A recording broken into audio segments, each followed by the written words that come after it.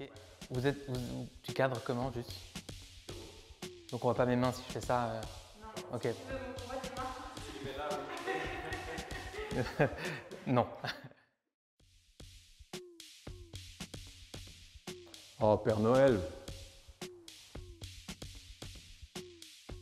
Ah, aucun des deux. Café. C'est avec Jim Carrey, mais je sais plus son nom. C'est un elfe. L'elfe. The Grinch. Père Noël. Bœuf. Maria Carré, parce qu'elle me ressemble un peu. Synthétique. Le Grinch. Oh, tant qu'il y a du chocolat. Étoile à Golem. Enfant de Palestine ou enfant d'Israël, d'Amérique ou de Chine, en ce jour de Noël, que ton regard se pose sur la terre ou le ciel, ne retiens qu'une chose, il faut croire à Noël. Le verset, voilà. Noël à la neige. Aucun des deux. Oh non, aucun.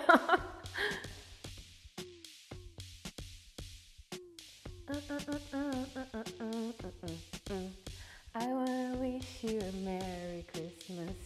I wanna wish you a Merry Christmas. La suite est en espagnol.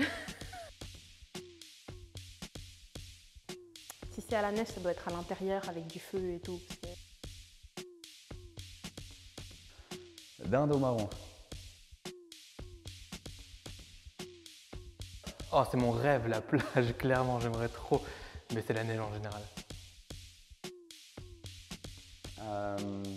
Le plus grand souvenir de famille, c'est à peu près Bénour chaque année.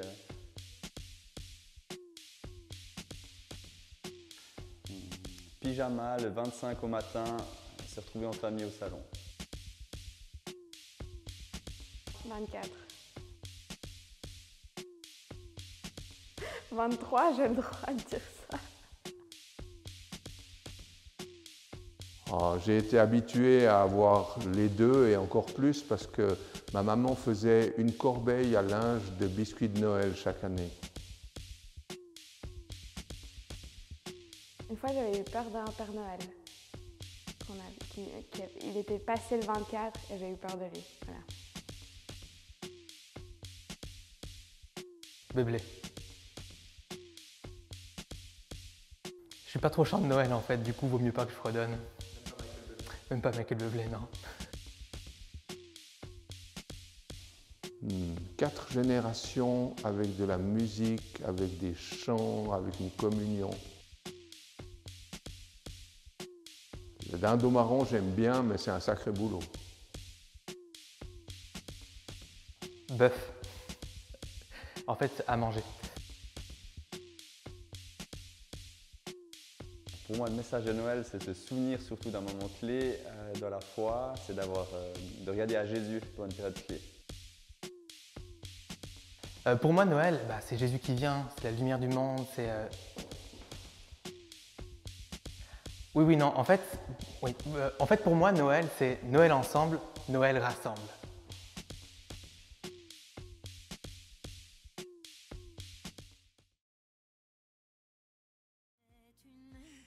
Je ne sais pas si vous avez reconnu tout le monde dans la vidéo, mais on s'est hyper marré en tournant ça. Et on a essayé de façon très subtile de faire passer le message du Noël à la fin. Je ne sais pas si vous avez retenu. Est-ce que quelqu'un a retenu le message du Noël? Yay, c'était ça, bravo. Cindy est dans la salle. C'était On a très gagné discret. une personne. Yes. Du coup, voilà, comme vous l'avez compris, on a essayé d'amener ce thème un petit peu de manière vidéaste et sympathique. Et puis, justement, ça nous ramène en fait à cette histoire de la nativité, cette naissance de Jésus qu'on célèbre aujourd'hui tout simplement. Et on voulait aussi mettre le doigt sur le fait qu'elle avait rassemblé, cette naissance a rassemblé des personnes qui étaient d'horizons complètement différents. Les mages venaient d'Orient, pas du tout du même pays que les bergers. C'était des personnes érudites, des personnes qui avaient beaucoup de connaissances. Les bergers, c'était des personnes plutôt simples, de milieux, de nations complètement différentes. Et c'est aussi ça, je pense, le message de Noël aussi, de nous rassembler vers Jésus, en fait, qui nous a tous sauvés. Et voilà, on peut simplement venir dans cette célébration de cette manière-là aussi, la main dans la main, tous ensemble.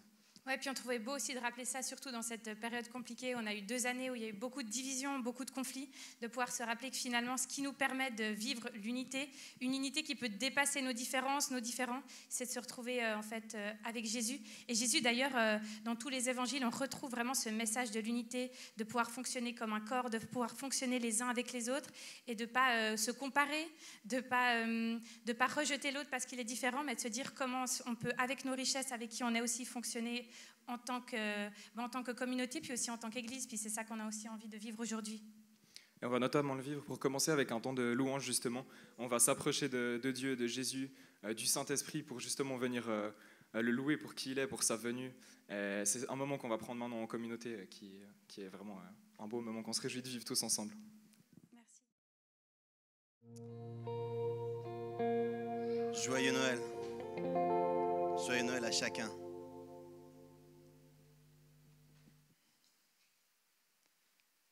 Joyeux Noël.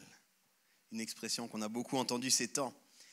Et je vais peut-être vous surprendre, mais moi, personnellement, le monde me laisse très perplexe, très souvent. Alors, j'étudie, je regarde, je lis, j'essaie de comprendre. Et en 2021, alors que nous sommes encore dans un contexte de pandémie mondiale, que nous n'avons quasiment plus d'espoir pour le climat, que la jeunesse semble toujours plus déconnectée des générations qui la précèdent, qu'elle souffre de maux nombreux et complexes, que les algorithmes rythment nos vies toujours plus, que les théories du complot foisonnent, on essaye du mieux qu'on peut, cette année encore, sans en être toujours pleinement convaincu, avec des questions sur comment bien s'organiser logistiquement pour le fêter, mais on essaye encore très fortement de dire et même de croire « Joyeux Noël ». C'est surprenant, n'est-ce pas? Il n'y a que moi que ça surprend.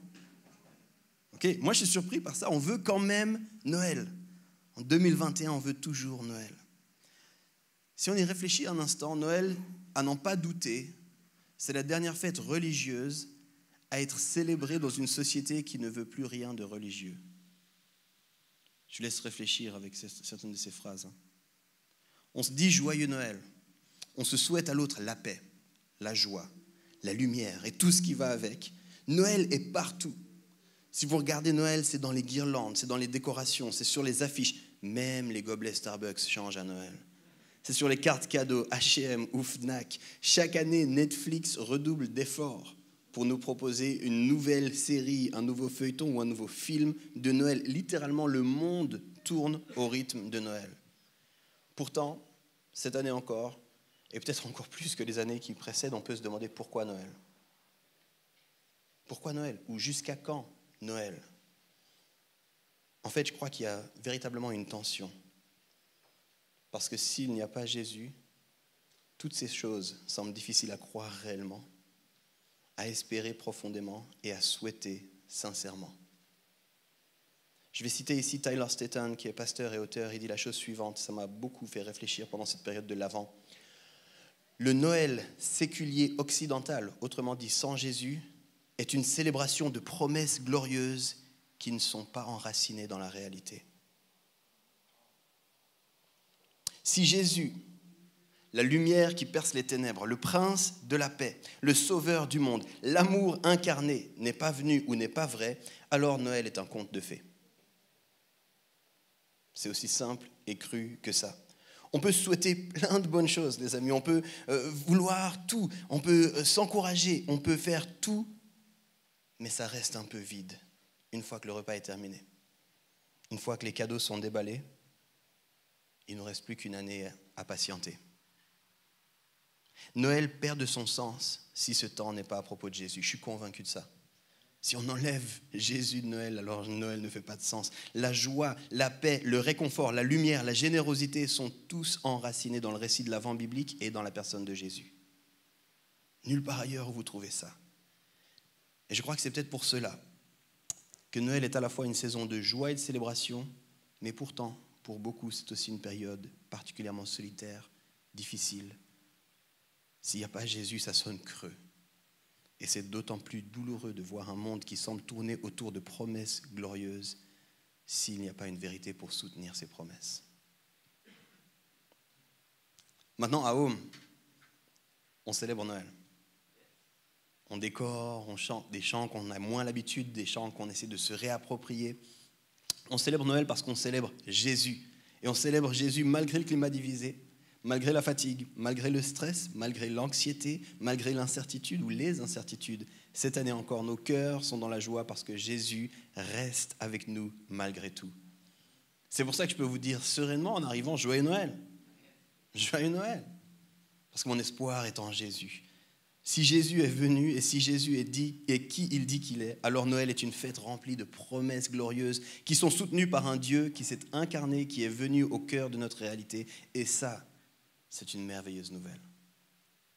Alors j'aimerais vous parler quelques minutes de ce Jésus ce matin, ce Jésus qui nous rassemble, comme ça a été dit, ce Jésus qui donne tout son sens à Noël, malgré tout ce qu'on peut vivre. Et mon désir aujourd'hui, à la fin de ce court message, c'est que chacun puisse dire « Joyeux Noël ». Non pas comme une formule poussiéreuse ou avec un cynisme, une pointe d'ironie, mais qu'on puisse réellement saisir la portée de ce moment pour chacun, vivre ce moment pleinement, le souhaiter et, j'ose aller un peu plus loin, le répandre. Alors mon titre, il est simple, Noël rassemble, Noël soutient et Noël donne l'espoir. Malgré tout.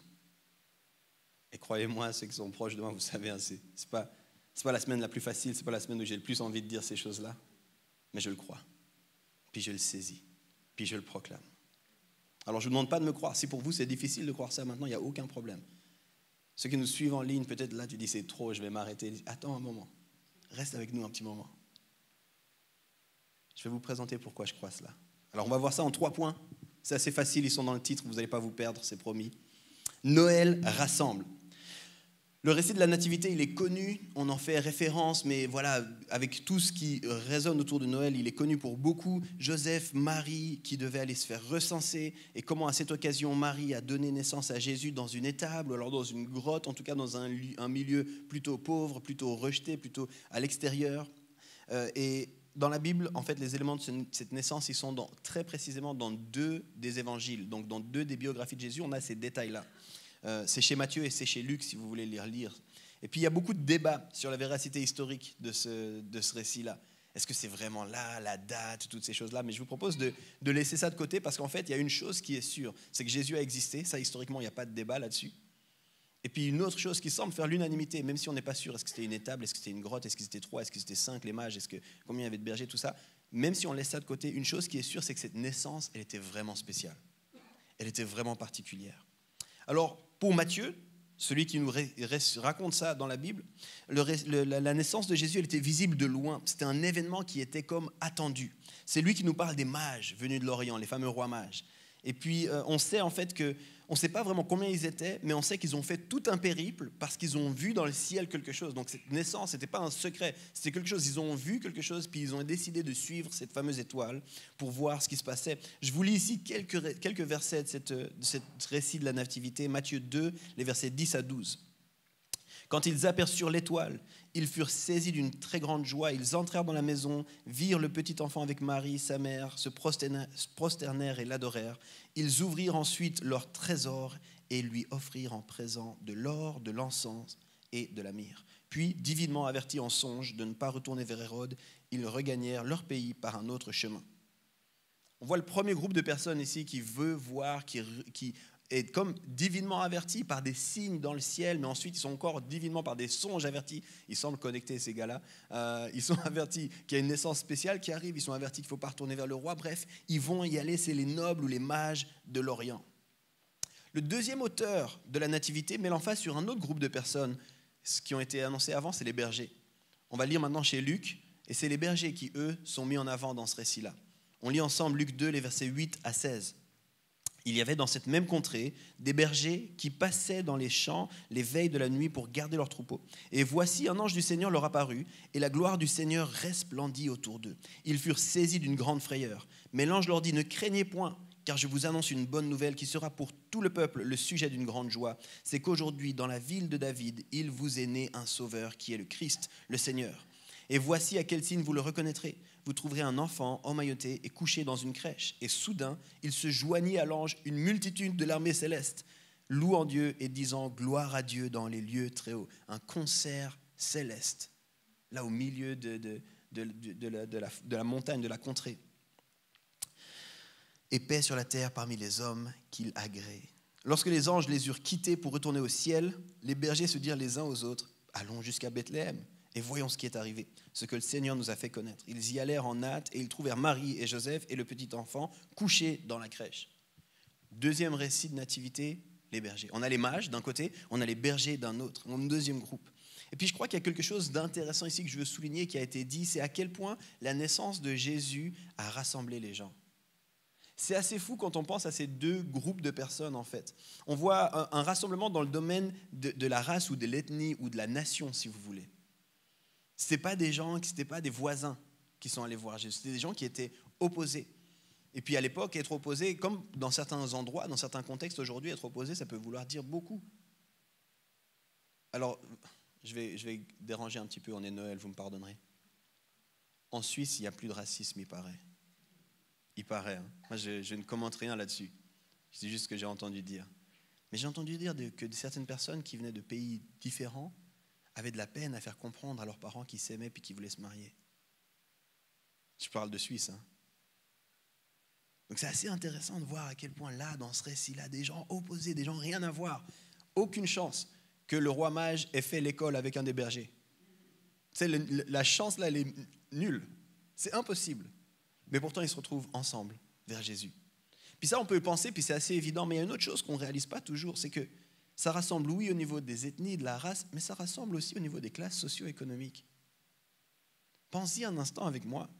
Je ne sais pas si on est d'accord, on s'entend qu'un berger de la région de Bethléem et un mage d'Occident, ce n'est pas vraiment le même revenu à l'année. Tu n'es pas au courant de ça. Les bergers, ce n'est pas forcément les gars qui sont les plus riches, si jamais tu ne le savais pas. Les mages, s'ils sont capables d'organiser ce genre de périple et puis de donner comme cadeau un peu d'or, un peu de myrrhe, un peu d'encens, c'est une façon de te dire, les gars sont plutôt bien. Tu sais. Je ne sais pas comment les jeunes ils disent ça aujourd'hui, mais les gars se mettent bien en tout cas.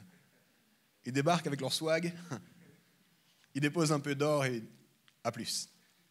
Et j'imagine les bergers à côté qui arrivent, peut-être qu'ils venaient encore de s'occuper de leurs animaux, tu vois, le swag, c'est pas le même là. Peut-être qu'ils sentent aussi d'autres odeurs, et tout ça, mais eux aussi sont là, vers Jésus.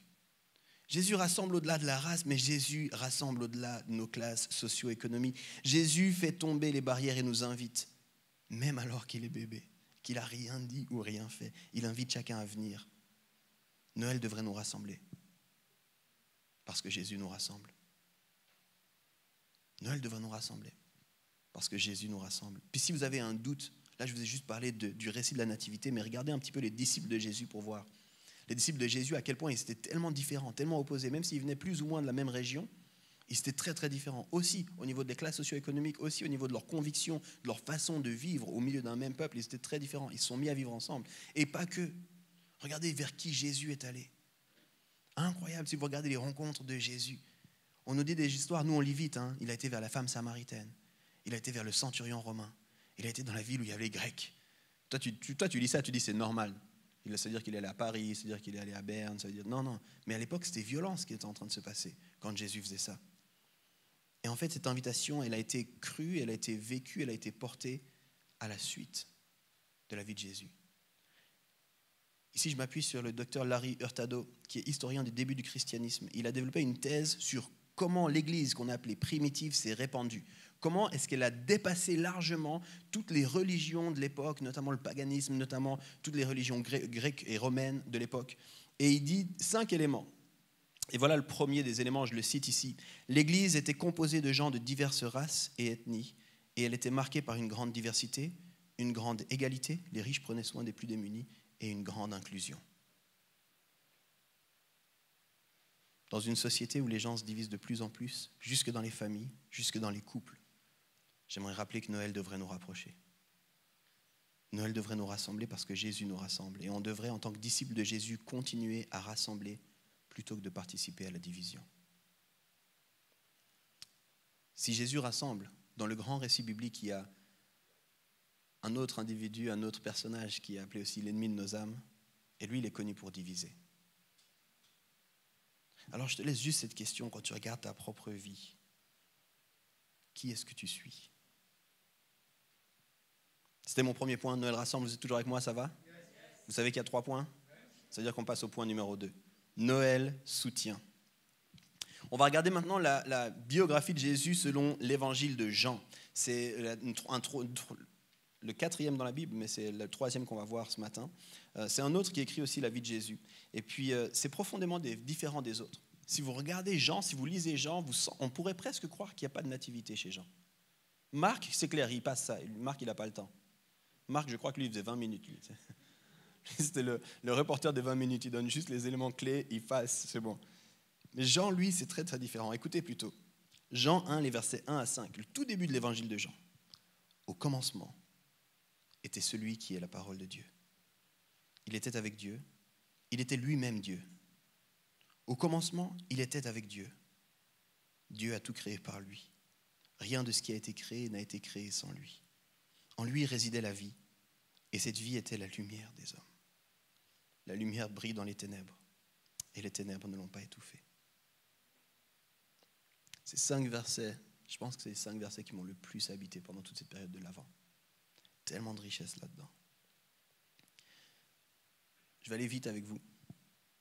Mais en fait, Jean fait intentionnellement référence à un autre récit de la Bible. Il fait intentionnellement référence à la Genèse. Il commence la vie de Jésus en disant « au commencement ». Et si vous livrez la Bible et vous lisez les 2 premiers mots de la Bible dans la Genèse, c'est « au commencement ». Et en fait, il y a quelque chose de magnifique. Vous savez que les livres étaient lus avant, et plusieurs théologiens, historiens sont sûrs qu'en fait, ça ne devrait pas se lire « au commencement est-elle celui qui est la parole » ou « au commencement était la parole », il faudrait plutôt lire « au commencement était la parole de Dieu ». Il veut intentionnellement faire écho au récit de la Genèse. Si vous n'êtes pas familier avec le récit de la Bible, c'est vraiment intéressant parce que Jean, en fait, veut nous faire quelque chose ici. Il veut pointer du doigt le fait que celui qui a tout créé est celui qui va créer à nouveau. C'est ça, en fait, qu'il est en train de faire, Jean, ici. Il est en train de dire, celui qui a tout créé, les amis, n'en a pas fini. Il va créer à nouveau. Il fait écho à la Genèse pour nous dire, c'est pas fini l'histoire de la Genèse. Puis il faut comprendre, c'est pour ça peut-être vous n'êtes pas familier avec le récit biblique, mais on nous dit que tout est créé de façon magnifique et dans l'amour. Rien que sur ça, on pourrait faire un semestre de cours si vous voulez. Mais rapidement, tout semble s'effondrer. Dans la Bible, c'est très rapide. Genèse 3, tout semble capoter, ça ne marche plus. Et puis, à ce moment-là, on peut se dire, qu'est-ce qui va se passer ? Comment ça va aller ? Où est-ce que ça va aller ? Puis, en fait, au début de sa biographie de Jésus, Jean nous signale, celui qui était là au tout début, celui qui a tout créé dans l'amour, celui qui a tout commencé, il est encore à l'œuvre. L'amour n'en a pas fini, parce que la parole n'en a pas fini. Celui qui avait tout créé peut créer à nouveau, parce qu'il est venu au milieu de nous. Je ne sais pas à quel point ça vous impacte, mais moi je suis tellement content que Dieu a non seulement créé, mais tellement content que Dieu crée à nouveau. Je ne sais pas si vous êtes comme moi, mais moi personnellement dans ma vie, j'ai eu tellement l'occasion de marcher avec des gens. Je suis content de ce que Dieu a fait, puis c'est Dieu qui m'a créé, mais je suis tellement content que Dieu soit venu me chercher au milieu de qui j'étais pour faire de moi une nouvelle création. Et qui je suis aujourd'hui, c'est quelqu'un de tout à fait nouveau et différent de qui j'étais avant. Et ça, c'est rendu possible parce que ce Dieu-là qui a tout créé n'en a pas fini, il crée à nouveau. J'ai eu l'occasion de marcher avec des gens qui sont ces nouvelles créations. Puis je pensais à ces discussions. J'ai une amie qui avait comme tout perdu. Elle avait perdu ses projets, perdu ses rêves, perdu presque le goût de la vie. Elle a perdu l'estime d'elle-même. Puis elle me disait aussi, j'ai perdu la capacité à croire que je suis aimable. Mais elle marche avec Dieu. Et puis il y a quelque chose de nouveau qui s'est passé. Puis cette année, elle me disait, je commence à croire à nouveau que je suis aimable. Parce que celui qui a tout créé peut créer à nouveau. Je pense à mon père. Les médecins avaient dit à mon père, il n'y a plus d'espoir. Il n'y a plus d'espoir, vous allez finir tétraplégique et aveugle. C'était il y a plus de 20 ans de ça. Puis aujourd'hui, je vois mon père qui se réjouit avec ses 4 enfants et ses 10 petits-enfants, qui peut les porter, qui peut les voir, qui peut célébrer avec nous. Je pense à ce gars qui était en prison, que je suis allé voir. La société semblait dire pas beaucoup d'espoir pour ce gars-là. Puis quand il est sorti, il a décidé de se battre, de croire et de vivre à nouveau. Celui qui a tout créé peut créer à nouveau. Les amis, ça c'est Noël. Noël, c'est ce rappel et c'est ce sens-là. Ça devrait nous soutenir dans tout ce qu'on vit. Le verset 5 que j'ai lu juste avant, c'est en fait le récit de la nativité selon Jean. Juste un verset, laissez-moi vous le lire. La lumière brille dans les ténèbres et les ténèbres ne l'ont pas étouffée. Il y a des ténèbres, ouais, mais il y a une lumière au milieu de ces ténèbres. Puis cette lumière, elle brille, puis il n'y a rien qui peut l'étouffer. Cette phrase à elle seule, c'est la nativité selon Saint Jean, si vous voulez. Il nous raconte, Jean, il est philosophe, il ne s'intéresse pas à tous les détails de qui était là, où c'était, comment. Il nous dit l'essentiel pour lui, le concept clé pour lui, c'est celui-ci. Et cette phrase, les amis, ce n'est pas une métaphore, c'est une promesse. Qu'importe ce qui est difficile pour toi en ce moment, Noël, c'est une promesse, c'est un soutien. Noël te soutient parce que celui qui a tout créé dans l'amour n'en a pas fini. Il vient et il est capable de créer à nouveau. Il y a une série télévisée que je ne vous recommande pas, mais vous êtes grands, vous faites ce que vous voulez, qui a été accueillie par la critique, s'appelle True Detective. Je ne sais pas si vous connaissez HBO, c'est pas sur Netflix si jamais. Et à la fin de la première saison, il y a 2 personnages principaux qui parlent. Vraiment une série fascinante au niveau psychologique, sur plein de choses. Une série dure aussi à regarder. Mais ils sont les 2 là à la fin, les 2 protagonistes principaux, puis ils se regardent. Et puis il y en a un qui dit, quand je regarde le ciel, c'est toujours la même histoire. La lumière contre les ténèbres. Puis l'autre regarde le ciel à un moment, il y a beaucoup de silence dans cette scène-là. Puis il dit, eh bien moi je dis que les ténèbres ont beaucoup plus de territoire que la lumière. Puis un silence. Puis il parle un peu. Puis le premier lui reprend et dit, non, en fait tu dois regarder la chose différemment. Avant il n'y avait que des ténèbres. Maintenant il y a la lumière. Ça veut dire que c'est la lumière qui l'emporte. Et c'est la fin de la première saison. Pff. Drop the mic, je sais pas, qu'est-ce que les jeunes ils disent là-dessus, puis hey, punchline. Parfois on voit tout ce qui ne va pas, tout ce qui pourrait aller mieux. On peut se dire les ténèbres l'emportent sur la lumière, mais la lumière est venue, même si tu ne la vois pas pleinement. Même si aujourd'hui ce n'est pas ce qui semble le plus fort dans ta vie, la lumière est venue, et rien que parce qu'elle est venue, c'est la lumière qui l'emporte. C'est la lumière qui l'emporte. Noël, c'est ce rappel qu'au milieu des ténèbres, il y a la lumière qui est venue et rien ne peut arrêter cette lumière. Ce n'est pas une réalité pour hier, ce n'est pas une réalité pour le commencement, c'est une déclaration pour nous. Aujourd'hui, je vous disais, ce n'est pas qu'une métaphore, cette phrase-là. Noël soutient parce que malgré les ténèbres et tout ce qui ne va pas, il y a la lumière. Celui qui a tout créé n'a pas hésité à venir au milieu de nous, jusqu'à nous. Et par son esprit, il est encore là.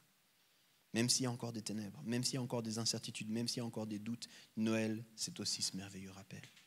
Je disais, Noël doit nous rassembler, mais Noël nous soutient aussi. Et si toi, en ce moment, tu vois tous les ténèbres et tout ce qui ne va pas, je ne veux pas diminuer ça.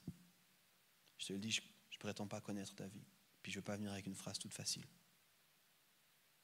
Mais j'ai envie de te dire, la lumière est venue.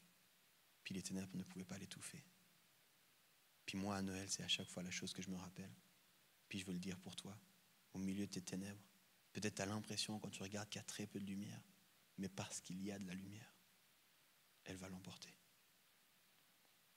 Noël soutient parce que la lumière est venue et que les ténèbres ne pouvaient rien contre elle. J'en arrive à mon dernier point. Pour ceux qui prennent des notes, mon 3e point. Noël donne espoir. Je vais finir et puis pour pouvoir en parler, il faut que je m'éloigne un tout petit peu du texte de la Nativité, mais pas trop, c'est promis. On est à Noël quand même. Pour ce 3e point, j'aimerais te parler d'un autre personnage qui s'appelle Jean-Baptiste, ou Jean le baptiseur. Si tu ne le connais pas, il était le cousin de Jésus. Puis en fait, là où on en parle le plus, c'est exactement dans les récits de la Nativité. Souvent, il nous est donné aussi des détails parce qu'il est né à un moment proche. Puis il y avait vraiment un lien entre ses parents, les parents de Jésus aussi. Il y avait toute une complicité qui était là. Puis eux-mêmes semblent avoir eu une complicité qui n'est pas très détaillée dans la Bible, mais qui est supposée en tout cas. Et on va lire dans l'évangile de Jean. Puis je te l'ai dit, on n'est pas loin, on va juste lire les versets d'après. On s'est arrêté à verset 5, on va continuer verset 6 jusqu'à 8. Jean 1, les versets 6 à 8. Un homme parut, envoyé par Dieu. Il s'appelait Jean. Il vint pour être un témoin de la lumière, afin que tous les hommes croient par lui. Il n'était pas lui-même la lumière, mais sa mission était d'être le témoin de la lumière. Donc Jean, c'est le cousin de Jésus, puis il avait un rôle clé quant à la mission ou à la raison de Jésus, au pourquoi de Jésus. Jean, il était incroyable, il devait préparer sa venue. Moi, je trouve que Jean était remarquable. Si tu étudies sa vie, Jean, pour moi, c'est l'image même de l'audace, du courage, du gars qui est prêt à payer le prix, à vivre une vie qui ressemble à rien parce qu'il a une mission, puis c'est sa seule mission, puis là, je vais aller jusqu'au bout, qu'importe ce que les gens pensent, ce que les gens disent, ce que les gens croient. Jean était bien dans ses baskets. Il attirait aussi les foules, même les autorités de son temps. Et puis, lui, les gens venaient lui poser des questions, puis certains lui ont même dit « Est-ce que c'est toi qu'on attend ?»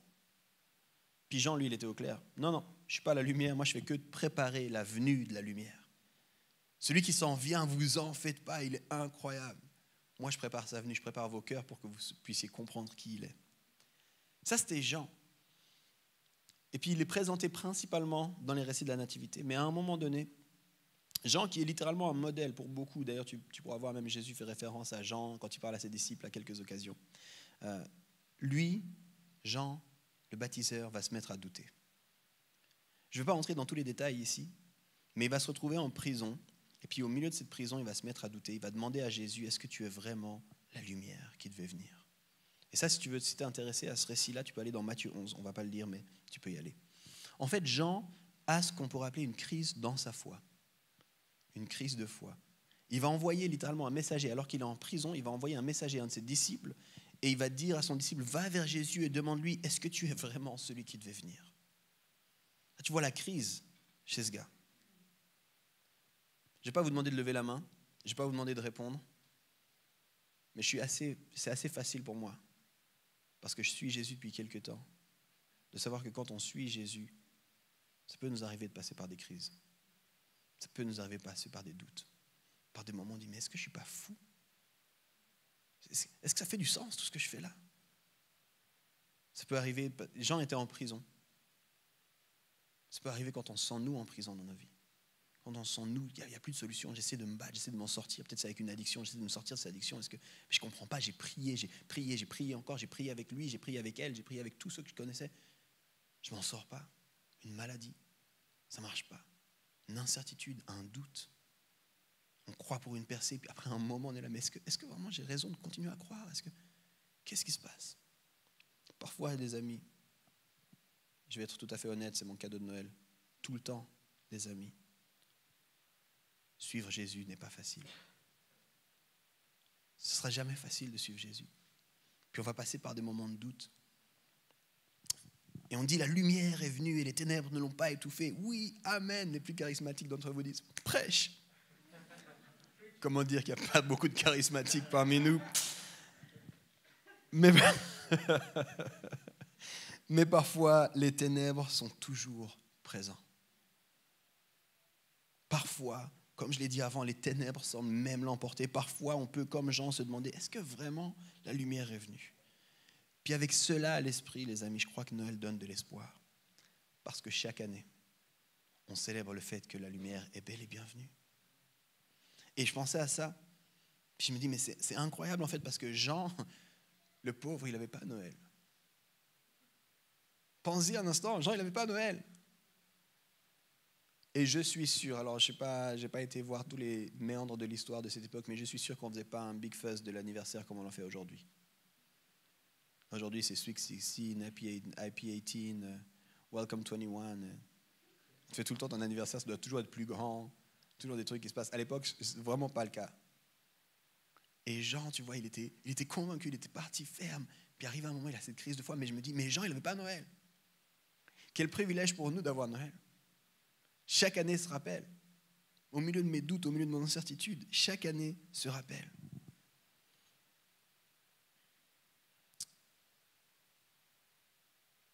Parfois, on doit attendre. Encore une fois, je vais être tout à fait honnête avec toi. Souvent, dans la vie de foi, on doit attendre. Souvent, dans ta marche avec Christ, tu vas devoir attendre. Tu dois être prêt à payer le prix, prêt à souffrir. Ça, c'est la marche du disciple de Jésus. Bienvenue à l'église pour ceux qui sont là pour la première fois. Ça fait plaisir que vous soyez là. Welcome. This is what it is. Puis souvent, c'est aussi Une marche où il faut faire preuve de patience. Puis il faut savoir attendre. Puis parfois c'est dur, mais chaque année on a ce merveilleux rappel. Noël, la lumière est venue. Les ténèbres ne pouvaient pas l'étouffer. Il est bel et bienvenu. Il a changé la vie. Puis pour moi, à chaque fois, c'est comme un boost nouveau. C'est chaque période de l'Avent, je me dis, il ne faut pas que tu te fasses avoir par tout ce qu'on fait dans la société. Il faut que tu te rappelles ce que ça veut dire Noël pour toi. Noël, c'est la venue de cette lumière. Dans quelques mois, on célébrera Pâques. Pâques, c'est la victoire de cette lumière. Puis si tu n'es pas familier, encore une fois, avec le récit biblique, il faut que tu comprennes qu'on attend que cette lumière prenne place sur l'entier des ténèbres. Puis c'est ce qui va se passer un jour. Jean, le même gars qui nous a écrit ça, c'est aussi lui qui a écrit l'Apocalypse, le dernier livre de la Bible. Puis il y a une petite phrase à un moment donné dans l'Apocalypse qui est fascinante. Il nous est dit, il n'y aura plus besoin de soleil. Parce que c'est le Saint lui-même qui éclairera toute la ville. Si tu veux, fascinant, étudie la lumière chez Jean. Mais nous, on attend ça. Et du coup, on est dans cette attente, puis il y a des belles choses qui se passent, puis il y a des victoires, puis il y a la lumière qui se répand, mais on sait qu'il y a encore des ténèbres, pour un temps. Puis Noël, c'est juste que quand les ténèbres deviennent peut-être trop épaisses dans ta vie, ça te donne l'espoir de dire, hé, c'est pas la fin encore. C'est pas la fin encore. Rappelle-toi, tiens, bon, continue, c'est pas fini encore. Vous savez, les amis, la foi, c'est pas une attente naïve. C'est pas fermer les yeux sur les défis, c'est pas prétendre, non, tout va bien, j'ai la foi. Non, c'est pas ça. C'est pas dire un peu plus fort, ça va vraiment bien. Des fois, les gens, c'est pas ça, la foi. La foi, c'est être dans cette ferme assurance que l'histoire n'est pas encore finie. Que celui qui a tout créé peut créer à nouveau et va créer à nouveau. Moi, je crois que je peux être soutenu et réconforté dans ma marche au quotidien. Je peux regarder et être rempli d'espoir quand je pense à Noël, justement. Et chaque année, Noël, c'est un de ces rappels. Noël, c'est ce merveilleux rappel que notre attente peut se faire dans l'assurance et la paix. Alors, je l'avais dit au début, Noël rassemble, Noël soutient et Noël donne aussi de l'espoir. J'aimerais vous laisser ça au milieu de cette année où ça peut sembler paradoxal de dire joyeux Noël. Peut-être le cœur nous en dit pas tellement. Peut-être que tu dis, c'est juste prise de tête de savoir comment je vais faire pour avoir tout le monde autour de la dinde au marron, de la fondue chinoise ou n'importe quel repas que tu vas manger. Peut-être Noël, c'est pas ça, les amis. Noël, c'est plus large que ça. Puis j'aimerais ce matin juste déposer ça dans ton cœur. Parce que Noël, c'est pas une fête de glorieuses promesses enracinées dans une réalité qui ne tient pas la route. Noël, c'est Jésus. Et si Noël, c'est Jésus, alors Noël peut véritablement être ce moment qui fait tout ce que je viens de décrire. J'aimerais finir avec une citation sur ce Jésus, justement, que nous célébrons à Noël. Et pourquoi on peut lui faire tellement confiance. Puis je vais te dire cette citation tout dans un instant, mais j'aimerais te dire, j'ai hésité à la mettre dans ce message parce qu'elle n'est pas directement en lien, mais moi, dans la période de l'Avent, c'est juste un rappel de qui est mon Jésus. Tu sais. Qu'est-ce qu'il a fait? Comment il a osé marcher sur cette terre pour me dire, Yves, continue, parce que la période de l'Avent, on est le 4e dimanche de l'Avent, la période de l'Avent, c'est vraiment une période où moi, personnellement, dans ma vie, je veux me focuser sur c'est qui est Jésus pour moi. Je te le lis, c'est Dorothy L. Sayers, qui est une auteure britannique du milieu du XXe siècle, qui n'est pas une théologienne, elle est connue pour ses romans. Elle dit la chose suivante, c'est une traduction de libre. Quelles qu'en soient les raisons, Dieu a choisi de faire l'homme tel que nous le connaissons et l'expérimentons. Limité, souffrant, sujet au chagrin et à la mort. Mais Dieu, a eu l'honnêteté et le courage de faire face lui-même à cela. Quelles que soient les règles de sa création, il les a gardées pour lui-même et a été honnête par rapport à celles-ci. Il n'exige rien de l'homme qu'il n'ait exigé de lui-même. Il a lui-même traversé toute l'expérience humaine, les irritations insignifiantes de la vie de famille, les restrictions strictes d'un travail acharné, le manque d'argent, les pires horreurs de la douleur et de l'humiliation, la défaite, le désespoir et la mort. Quand il était un homme, il était pleinement humain. Il est né dans la pauvreté et est mort dans la disgrâce, mais il a pensé que cela en valait la peine. Ça, c'est Jésus, les amis, qu'on célèbre à Noël. C'est Jésus qui a tout créé puis qui peut créer encore. Puis je n'avais pas le goût de venir ici avec des phrases toutes faciles parce que je sais que ça fait bien 2 ans au moins que toute la société aimerait fêter un Noël un peu différent, un peu normal. Je sais qu'il y a une fatigue, je sais qu'il y a une anxiété, Je sais qu'il y a plein de doutes, je sais qu'il y a les ténèbres, mais les amis, c'est Noël. Et au milieu de tout ça, je crois que Noël, c'est magnifique. Au milieu de tout ça, c'est magnifique parce que Noël, c'est Jésus.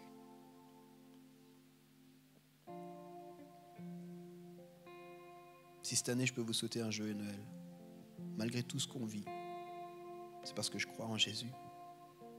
Puis je crois que vous pouvez aussi vivre un joyeux Noël, incarner un joyeux Noël, souhaiter et répandre un joyeux Noël. Parce que Noël, ce n'est pas un tas de promesses sans fond. Noël, c'est des promesses merveilleuses, accomplies et soutenues par Jésus. Alors encore une fois, un joyeux Noël. Waouh. Merci beaucoup, l'équipe Louange. On a passé un super moment. Merci de l'avoir vécu avec nous. Et juste alors qu'on va finir ce culte, on vous encourageait à pouvoir vraiment garder dans vos cœurs ce message d'un Noël qui rassemble, d'un Noël qui soutient, d'un Noël qui donne de l'espoir, qu'on puisse aussi porter ça en nous pour que dans nos familles, dans nos groupes d'amis, sur nos lieux de travail, nos lieux de formation, on puisse être aussi de ceux et celles qui n'apportent pas juste des promesses superficielles, mais des promesses que Dieu nous a données et qui sont aussi pour tous. Et je pense que ça, c'est aussi le message de Noël, se rappeler qu'il n'est pas que pour nous, mais qu'on doit aussi le partager plus loin. Et c'est aussi pour ça que Jésus est venu, c'est pour qu'il puisse nous encourager à pouvoir être des disciples et apporter la lumière dans ce monde qui en a besoin. Yes. Du coup, quelques petites annonces pratiques pour terminer la célébration. C'est notre dernier culte, notre dernière célébration de l'année. On se retrouve du coup l'année prochaine, en 2022. Restez connectés sur Instagram, sur notre site internet, avec les gens les uns les autres. Petite annonce pour les personnes qui sont là la première fois. Il y a une table qui se tient à la sortie qui s'appelle le Welcome Point, le point de bienvenue en français. On aime beaucoup ça.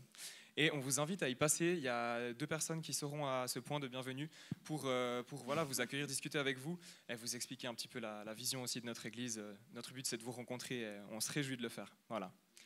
Et une dernière annonce assez fun, à cause des mesures sanitaires, on ne peut pas vraiment faire de rassemblement, mais on peut être rassemblés dans nos cœurs. Donc voilà, si vous voulez juste saluer les personnes à votre droite, à votre gauche, mais l'idée c'est de ne pas créer un attroupement ici ou à l'extérieur. Et puis c'est tout à fait possible d'aller boire un café avec quelqu'un après si vous le désirez. Mais, au marché de Noël. Voilà, au marché de Noël, petit coup de pub, Beau Noël est très sympa, il y a des chouettes illuminations. Donc on vous souhaite un bon dimanche et puis on se réjouit de vous retrouver en 2022. Et joyeux Noël, on peut le dire.